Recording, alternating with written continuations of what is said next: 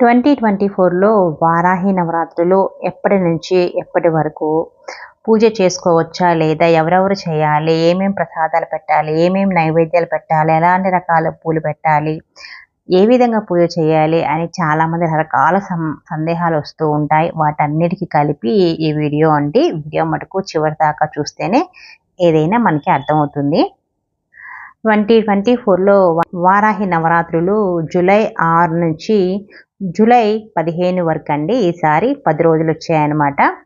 వారాహి నవరాత్రులు సోమవారం 15వ తారీఖు పూర్తవుతాయి.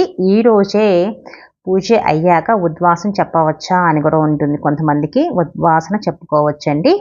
ఈ ఆరాధన ఉపనయనం కాని వాళ్ళు, చిన్నపిల్లలు, పూర్వ సువాసినులు, బ్రహ్మచారులు చేయవచ్చా అంటే ఎవరైనా నిరభ్యంతరంగా పూజ చేసుకోవచ్చు. నైవేద్యంగా పెట్టిన బెల్లం పాకాన్ని